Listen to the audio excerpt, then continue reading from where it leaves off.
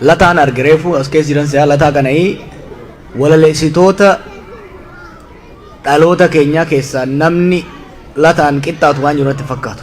Gara walaleessitootaatiin haa caalu yoo qabaanne gama walaleessitootaatiin lataa qabnaa baga lubbuun si baasee asis wal agarre galata guddaa irraa qabnaa galatoomii ammas jiraadhu jabaadhu jenna. Waan tokko hin dogongoriin akeerroon Baqqalaaf Jawaar aangoo qabatanii Oromoo irraa rakkoon hin kaati jettanii yaadina. Wanni nuti qabsoofnu Baqqalaaf Jawaar aangoo irra baasuufi miti.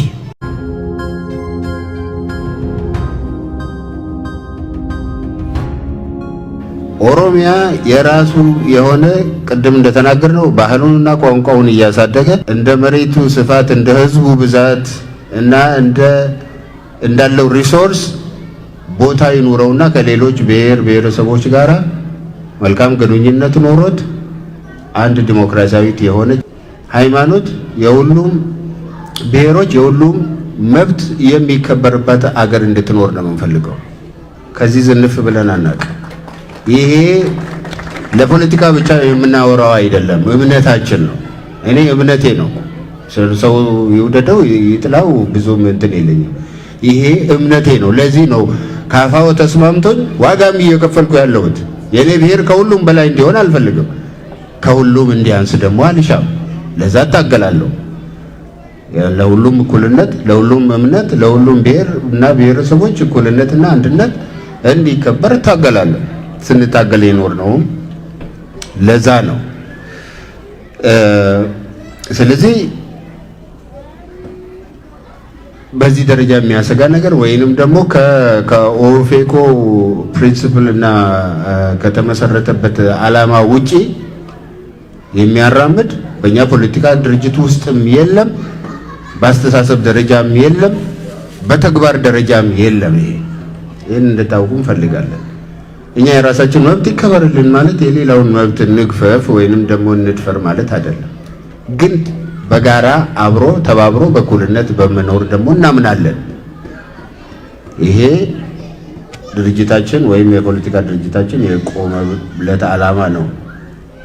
ከናፍ ኢትዮጵያ ኢሴኘቱ ኩኒ መቃንሸኑ ዱኩባ ወረጀተኒ አከካፋወት ነው ኢትዮጵያኒ ብየኑ ያረ ኬሰ ጅራቻ ጅሩዳ አከሚቲን አከ ኡመምተ ኢስኑ ቤቱ ኡመመ ሸራቲ ጀልቀብዴ ረኮ አከ ቀብዱ ሂን ቤቱ ገሩ ኮንትራታ ሃራ ወሊን ገሌቱ ቢፈ ሃራቲን ሀሪሮ ሃራዳን ሰቦታ ብሮ ወጅን እንጂራና ሰጅሩ ከኑ ይቀም መቃንሴ ገረ ፉልዱራቲ እንጂራማ ሂኒሳ ገረ ፉልዱራቲ ከን ተውታ የሮሳቱ ፊዳይስ ከናቲፊ ዋን ሁንዱማ ሀራ ዋን ቦዴ ተው የሮ ሁንዱማ ወኖ ፕራዮሪቲ ከና ላላ ዴሙ በርባቺሳ ደነት ፈቃታ ዋን ሁንዱምቱ አልከን ከነው ታይም ብሉ ዋኑ ያን ሁንዱምቱ ሲሞን ተው እንደሞን ብሮኒ ሰቦን ብሮኒስ ያዲ ብራኒስ እንጂራ የሮ ሁንዱማ ከናቲፊ ከና ውበታ ዴሙ ባዬ ጋሪ ደነት ፈቃታ ጋፊ ቶክቲ የሮ ያኔሞ የሮ አማ ከነ ወየሰ ጀዱ ኦጋሳ ዲያስቲ ኡመኒ ኬኛ ረኮ ጉዳ ኬሰ ሴኔራ ሰጀዱ ዱበታቱ መቱ ወጋሳ ዲዱራ ኡመኒ ኬኛ ዮ ቲካቴ ኛቴ ቡሉዳፍ ዮካን ለፈሳራ አከ ቡቃኔ ሶዳታ መሌ ሉቡዳ ሳፊን ሶዳቱ ቱር ሀረገሩ ሉቡ ሳፊ ዩ ሶዳታ የኔ ዱበቻ ጅራ ሉቡ እንጅራቹን ዩ ረኮ ተያር ሉቡ ዱማን እንጅራቹን ዩ ረኮ ሉቡ ኦፊ ዶክፈተኒ ጅራቱ ደርገጎኒ ኬኛ ረቄሮን ብየ ኬስ ጅራን ጋፍ ተኳስ ብላ ይሮቶ ቆጭ ብላ መቃዛኒ ዶክሳ ሎቆደሳኒ ለዶክሳ ከጅራተን ጀ ኩምቤ ከማዳ ብየ ሰነ ኬስ ከናቲፊ ነገኝ ወጋሳ ዲዱረ ጅሩ ሀረ እንጅሩ ዲነግዴን ወጋሳ ዲዱረ ጅሩ ሀረ እንጅሩ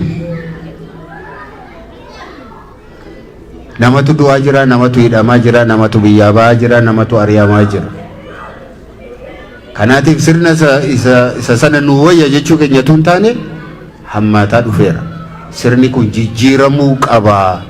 Namoonnis hin jijjiiramne, sirnis hin jijjiiramne, jijjiiramuu qaba jenneeti kan qabsootti jirru jechuudha.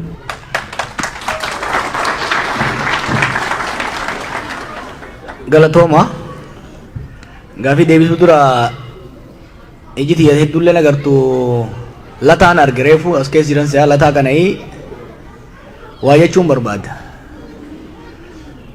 Yeroo qabsoo qeerroo san keessatti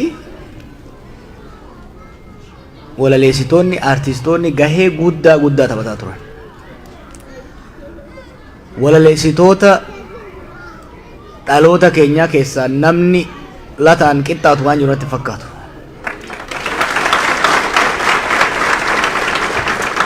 Miira Oromummaa kaayyoo akeeka qabsoo qeerroo namni hanga isaa bareechee dhiyeesse sanuu sirna san keessa taa'ee onneedhaan.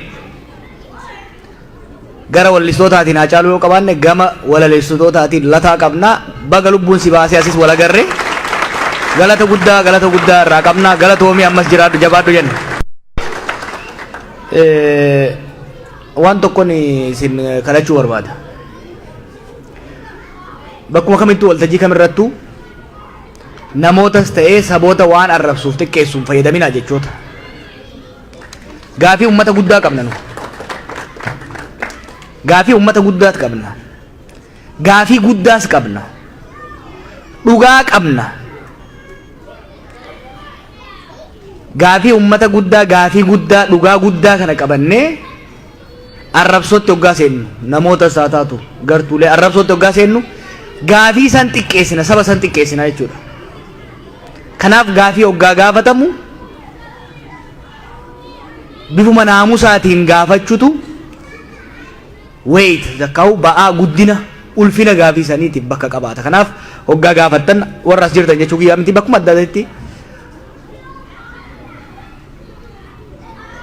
arrabni nama xiqqeessa. Arrabni gaafii guddaa salphisa. Kanaaf sanirraa akka of eegnu jechuun barbaada. Gaafilee hedduu deebisee jira Baqqalaan. Dhimmoota kaanis deebisaa turre. Dhimma kaafa'oo jala murree wanni himuu barbaadu nu gaafii arra baasee miti kaafaa'oon. Kaafaa'oon sirna federaalawaa dimokiraatawaa ta'e ka Oromoof sabaaf sablammoonni qe'ee isaati irratti ittiin bulchan mootummaa ofii filataniin aadaaf afaan isaanii guddifatan diinagdee isaati irratti abboomaman akka Itoophiyaatti immoo biyya sabaaf sablammoonni akkaataa gumaata isaanii baay'ina isaanii madaalaween aangoof qabeenya ittiin hiratan ijaaruu barbaanna. Kana jechuun warroota biraanii ukkaamsinaa jechuu miti. Jira warri yuunitarii jedhu. Isaanillee haa dhabamanii farra biyyaatii haa daakamanii damsasa'u hin jennu. Yaada isaanii haa dhiyeessanii murtii uummataatiin deemu. Warri immoo naannoo fi walaba baasee biyya ijaaruu barbaadu jira. Sanirra faayidaan sirna federaalizimiiti jenna garuu biyya diiguu eddanii kanaafuu isin diiguu qabna jennee lola ittiin labsinu jechuudha. Kuni ejjennoo kaafa'u yeroo dheeraa irratti deemnee akkuma Baqqalaan jedhetti itti amannees kan deemaa jirrudha. Ka ijoolleen qeerroo kaaftan gaafii abbaa biyyummaa dhugaadha. Gaafii abbaa biyyummaati. Gaafiin abbaa biyyummaa waa sadii of keessatti qaba. Gaafii eenyummaa qaba. Gaafii diinagdee qaba. Gaafii aangoo siyaasaa qaba. Gaafii eenyummaa bakka adda addaatti akkan jedhetti qabsoon kun hoggaa eegalu eenyummaa reconstruct gochuu revive godhee reconstruct gochuu irraa eegalu. Gaafii oromummaa kan jennuun san jechuudha.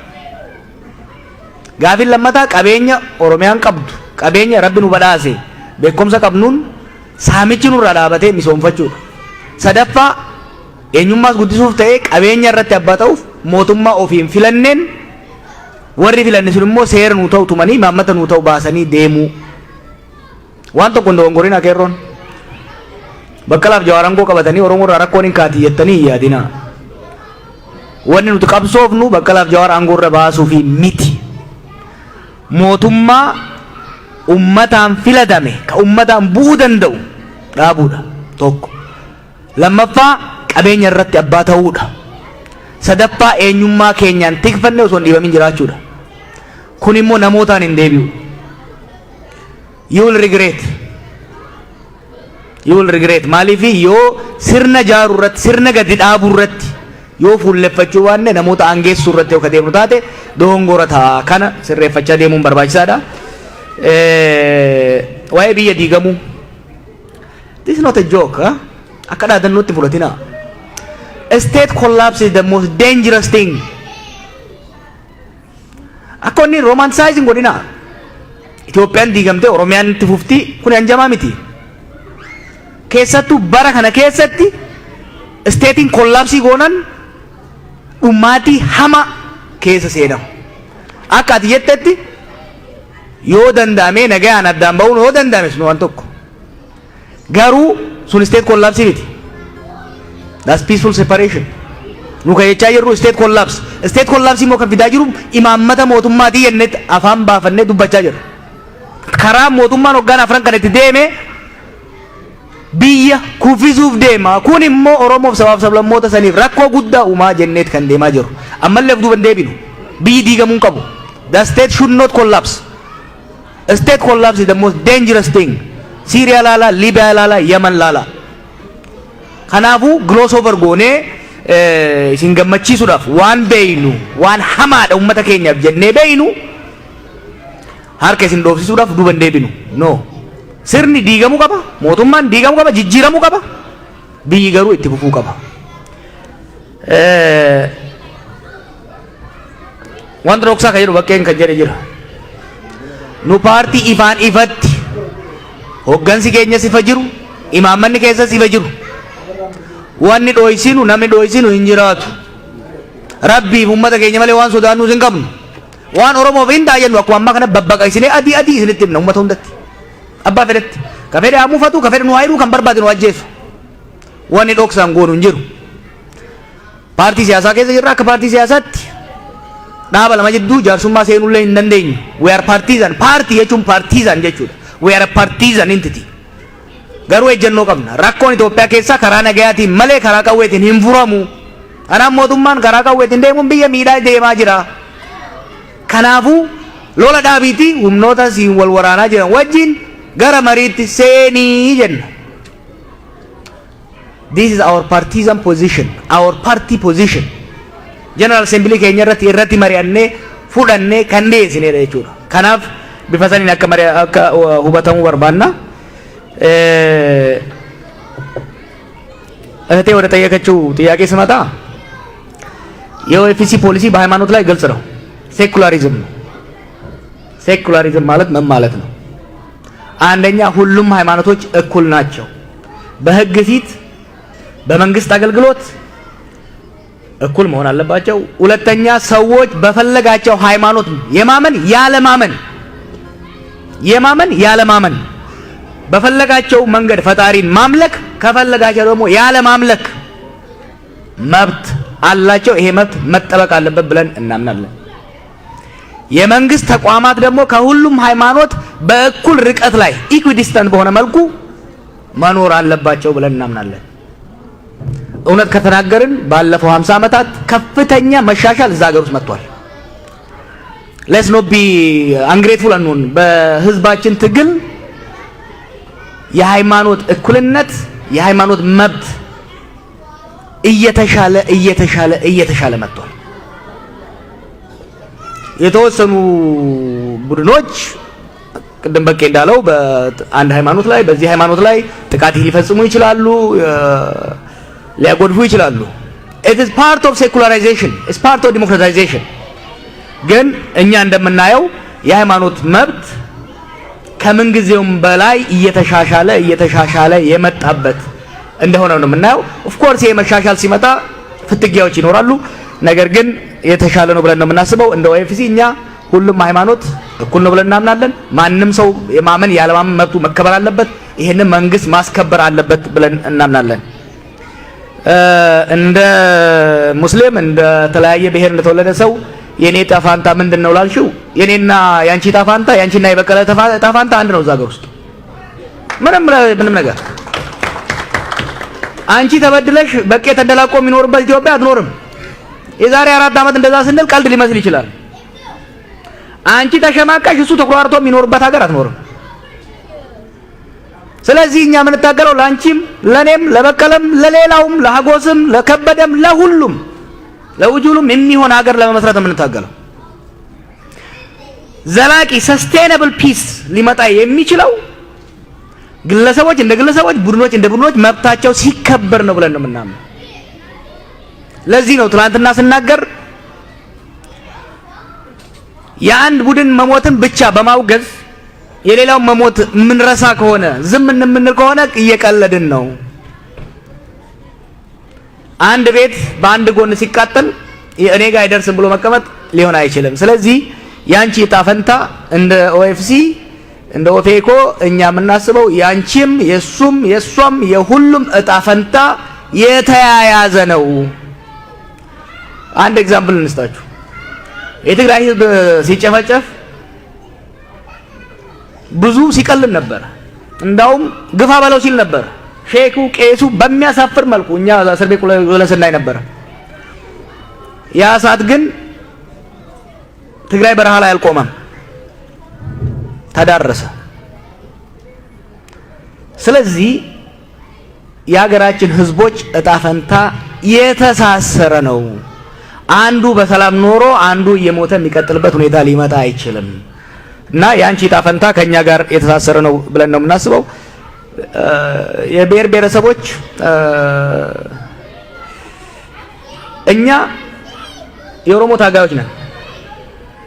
አሁን እንዳልኩት የኦሮሞ መብት መከበር ብቻውን ኢትዮጵያ ውስጥ ኦሮሞ ብቻውን መብቱን ሊያስከብር አይችልም። የጉራጌው መብት እየተገፋ የጉሙዝ መብት እየተገፋ ኦሮሞ ተንደላቆ ሊኖር አይችልም። ለትንሽ ዓመታት ሊኖረው ይችላል፣ አልቲሜትሊ ግን ሊሆን አይችልም።